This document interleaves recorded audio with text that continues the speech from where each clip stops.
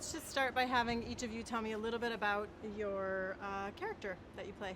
Okay, I'm George, and I'll play a young lad just from the town, the coast, who doesn't realise what's happening and is just basically going for the adventure, and it's a realisation as he heads towards it. And I play Mr. Dawson, who has a boat in a little town called Weymouth on the south coast of England. And like a lot of the men, when the call comes that they need boats to go across and bring men back from the beach, I go across with my son, and at the last moment my son's friend jumps on the boat as well, and we head off into the unknown. Great. I play Collins, who's an RAF pilot, and obviously involved in trying to keep as many people on the beach safe. Great. What was it like working with Christopher Nolan on this film? Yeah, Chris is, I've repeated this loads of times, but he's a master, he's a genius at what he does, you know. And he's very,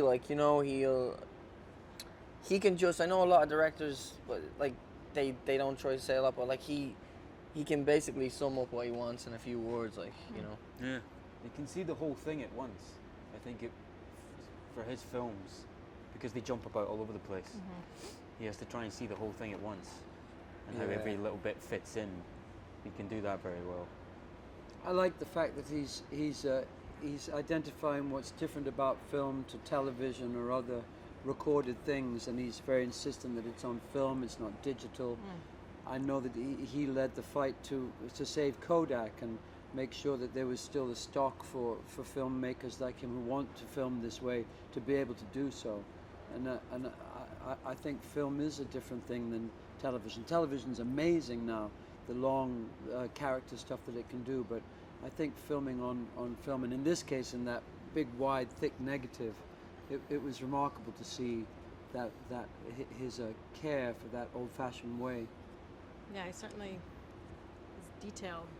Yeah. Mark and Barry, you guys spend a lot of time on the Moonstone. Yeah. What were the challenges of filming on the water, being in the water all the time? Not being allowed to jump in and have a swim. Yeah. On a hot day. Oh, it was so hot, wasn't it? And I swear there were Dutch mermaids swimming around in the water and stuff. Yeah. It's one challenge was it's not a big boat. It was a contained space, and we were out there from early in the morning till the evening with lunch on deck, which was pleasant. But it got quite hot, and it was not just us two. It was a lot of naval experts, diving experts, and the sound recorder, and so we were all hunkered down in the cabin for hours. So it was quite. And I was familiar with every single space in the boat. You know, you try to find a new little space to hang out in. And there was one little funny toilet at the front, wasn't there? Yeah.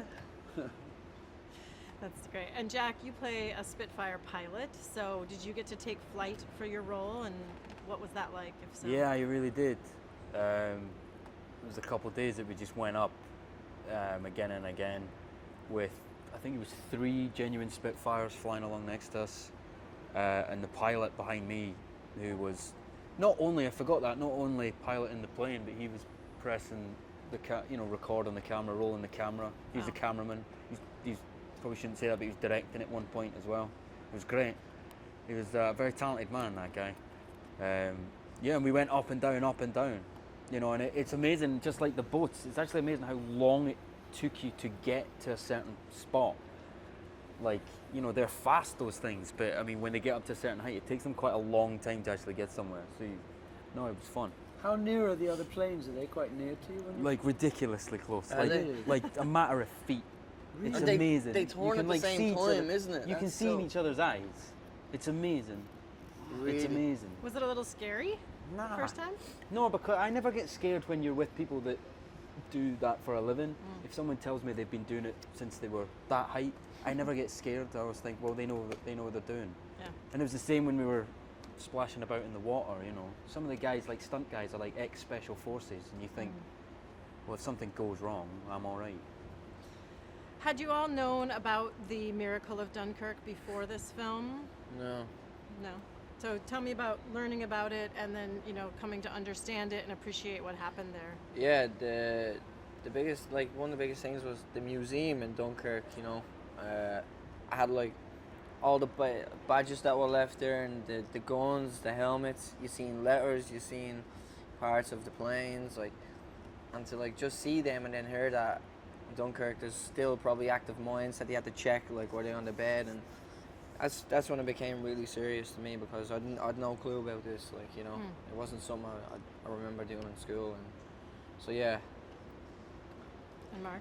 I knew about it, but I didn't know the detail, and I called up the Imperial War Museum in London, and they had recordings of a lot of the people who had gone on the boats. They'd taken the care to go and interview them when they were older men, and there were these lovely 45-minute interviews with people talking about their memories of coming straight from being a bank clerk down to the Thames and then being taken somewhere else, and not really knowing what they were in for at all on these boats. That I loved hearing the old boys talk about it.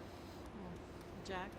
Well, I guess for me, like, I never knew the role that the RAF played in it, you know, and Yeah, I didn't know that. I didn't know, and the fact that they were dealing with the expectation that Hitler was then going to try and invade the UK, so they were trying to hold a certain amount of the RAF and the Navy and the men back, so that, and that's what's explored in the film, which I love. I learned that from the film, is that decision to how much they help these guys stuck and how much they need to think about what's going to happen next. That's the kind of stuff I didn't know about. And what does the spirit of Dunkirk mean to you, especially now having done this film? Don't give up. Yeah, never surrender. Yeah. Survival, isn't it? It's just pure survival. And everyone, you know, don't think that your humble contribution won't make a difference.